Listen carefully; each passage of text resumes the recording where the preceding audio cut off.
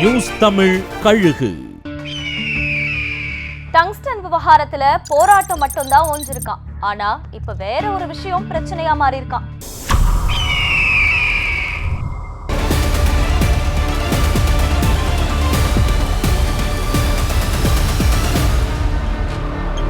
மதுரை மாவட்டம் மேலூர் பக்கத்துல அரிட்டாப்பட்டி பகுதியில டங்ஸ்டன் கனிம சுரங்க திட்டத்துக்கு எதிராக 48 கிராமங்களைச் சேர்ந்த விவசாயிகள் மற்றும் மக்கள் கடந்த 60 நாட்களா போராட்டத்தில் ஈடுபட்டாங்க. இந்த போராட்டம் அரசியல் கட்சிகள் மற்றும் சமூக அமைப்புகளோட தலையீடு இல்லாம மக்களோட தன்னெழுச்சியா நடத்தப்பட்டுச்சு. இதுக்கு நடுவுல மாநில அரசு தீர்மானம் கொண்டு வந்தோம், மத்திய அரசு டங்ஸ்டன் கனிம சுரங்க ஏலத்தை ரத்து செய்தும் அறிவிச்ச நிலையில பாஜக, திமுக, அதிமுக உள்ளிட்ட கட்சிகள் எங்களால தான் இந்த வெற்றி கிடைச்சதா சொல்லி போராட்ட குழுவினரை சந்திக்க வற்புறுத்தி நன்றி கூட்டங்களையும் நடத்தி வர்றாங்களாம். இதனால அரசியல், சாதி, மத வேறுபாடுகளை கடந்து ஒற்றுமையா போராடிய போராட்ட குழுவினருக்கு நடுவுல வருத்தமும் பிளவும் ஏற்பட்டிருக்கான். போராட்டம் ஒரு வழியா ஓஞ்சிருச்சு, ஆனா மக்கள் பிளவுபட்டு நிக்கிறாங்கன்னு வருத்தப்படுறாங்களாம் அப்பகுதி பொதுமக்கள். பள்ளி கல்வித்துறையில சகல செல்வாக்கோட அமைச்சருக்கு நிகரா வலம் வர்றாராம் ஒருத்தர்.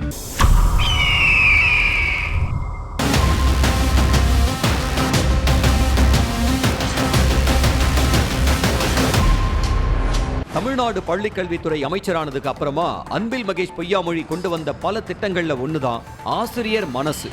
இந்த திட்டத்தோட ஒருங்கிணைப்பாளரா நியமிக்கப்பட்டாரு சிகரம் சதீஷ். இவரைத்தான் பள்ளிக்கல்வித்துறை வட்டாரங்கள் நிழல் அமைச்சர்னு வேதனையோட குறிப்பிடுறாங்களாம். காரணம், இவர் சொன்னாதான் அமைச்சர் கேட்பாராம். அதனாலேயே இவருக்கு செல்வாக்கு கூடுதான். பணிமாறுதல் தொடங்கி பல்வேறு டெண்டர்கள் வரைக்கும் இவரோட ஆதிக்கம் நாளுக்கு நாள் அதிகரிச்சுட்டே போகுதாம். ஏற்கனவே அமைச்சர் கூட இருக்கிறவங்களை பத்தி புகார் போயும் இன்னும் அவங்களும் அமைச்சர் கூடவே இருக்கிறதுனால இந்த விஷயங்களை அமைச்சர் சைலண்டா கடந்து போறது ஏன்னு தெரியலன்னு புலம்புறாங்களாம் கல்வித்துறை அதிகாரிகள். உங்களுக்கு தான் அவர் ஐயா, எனக்கு அவர் அப்பான்னு சொல்லி லெஃப்ட் அண்ட் ரைட் வாங்கி இருக்காரா தைலாபுரத்து வாரிசு.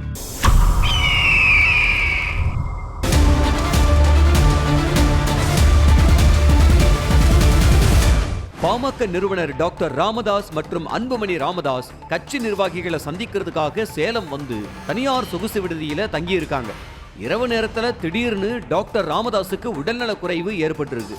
இதனால பரபரப்பான கட்சி நிர்வாகிகள் உடனடியா பாமக சட்டமன்ற உறுப்பினரின் சகோதரருக்கு சொந்தமான தனியார் மருத்துவமனையை சேர்ந்த மருத்துவ குழுவினர் அவருக்கு இசிஜி, எக்கோ போன்ற பரிசோதனைகளை மேற்கொண்டாங்க. உயர் ரத்த அழுத்தம் இருந்ததுனால அவரை ஓய்வெடுக்க சொல்லி அனுப்பியிருக்காங்க. ஆனா இந்த விஷயத்தை பாமக தலைவர் அன்புமணிக்கு சொல்லாமலேயே இருந்திருக்கிறாங்க. மறுநாள் காலையில இத கேள்விப்பட்ட அன்புமணி, அப்பாவுக்கு உடல்நிலை சரியில்லைன்னு எம்எல்ஏ அருளுக்கு தெரியுது, சதாசிவத்துக்கு தெரியுது, ஆனா எனக்கு தெரியலன்னு லெப்ட் அண்ட் ரைட் வாங்கிட்டு உங்களுக்கு அவர் ஐயா, எனக்கு அப்பான்னு கடுமையா பேசியிருக்காரு. உடல்நிலை குறித்து கூட தனக்கு தெரிவிக்காததுனால தந்தை மீதும் உதவியாளர்கள் மற்றும் நிர்வாகிகள் மேலையும் கடும் அதிருப்தியில இருக்காராம் அன்புமணி ராமதாஸ். 3 மாசத்துல முடிச்சு தரேன்னு 25 மாசம் எடுத்துக்கிட்டீங்களேன்னு கடும் கொந்தளிப்புல இருக்காங்களாம் அந்த ஆசிரியர் சங்கம்.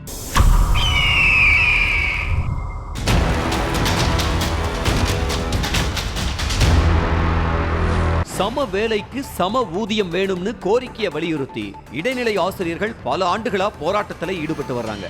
கடந்த 2023ல அவங்க போராட்டத்தில் ஈடுபட்ட போது கூட இன்னும் 3 மாசத்துல உங்களுக்கான பிரச்சனை சரி செய்யப்படும்னு தமிழக அரசு வாக்குறுதி கொடுத்திருக்காங்க. வாக்குறுதி கொடுத்து 2 வருஷம் முழுசா முடிஞ்சிருச்சு. இதுவரைக்கும் 3 முறை அழைச்சு பேசியிருக்காங்க, ஆனா எந்த பயனும் இல்லைன்னு ஆசிரியர்கள் புலம்புறாங்களாம். இந்த பிப்ரவரி 4ஆம் தேதி 4வது முறையா பேச்சுவார்த்தைக்கு அழைப்பு விடுக்கப்பட்டிருக்கான். இந்த முறையும் பேச்சுவார்த்தை சுமூகமா அமையலன்னா இனி வரலாறு காணாத போராட்டத்தை நிகழ்த்தியே ஆகணும்னு சபதம் எடுத்திருக்காங்களாம் அந்த ஆசிரியர் சங்கம். தாவேக்கால ஆதவ் அர்ஜுனா இணையறதுக்கு வலுவான காரணம் ஒண்ணு இருக்கான். இதுக்கு பிள்ளையார் சுழி போட்டதே 15 நிமிட சந்திப்பு தானா.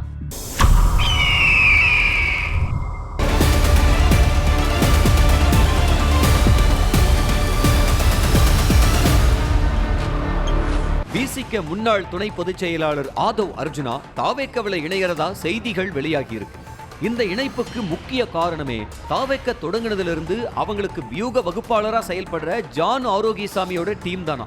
விஜய் கட்சி ஆரம்பிச்சதும் அவரை சந்திக்க பல அரசியல் கட்சிகளோட 2ஆம் கட்ட 3ஆம் கட்ட தலைவர்கள் ரகசியமா வந்திருக்காங்க. இந்த தகவலை லீக் பண்ணதே ஜான் ஆரோக்கியசாமி டீம் தான் தாவேக்கவினர் மூலமா விஜய்க்கு தகவல் போக இதை கட்டுப்படுத்த மாற்று வழியை தேட ஆரம்பிச்சிருக்காரு. அதுக்கு ஏத்த மாதிரி அம்பேத்கர் புத்தக வெளியீட்டு விழாவில் விஜய் ஆதவ் அர்ஜுனா பேசினதும் அப்புறமா அவரை விழா முடிஞ்சு 15 நிமிஷம் தனியா சந்திச்சு பேசினதும் தான் இந்த இணைப்புக்கு காரணமா சொல்லப்படுது. இதுக்கு நடுவுல ஆடியோ லீக்கான பிரச்சனையெல்லாம் வந்தாலும் பிரதான காரணம் ரகசியங்கள் வெளியில போனது தானா. அத ஆதவ் அர்ஜுனா டீம் தடுக்கும்னு நம்புறாராம் விஜய்.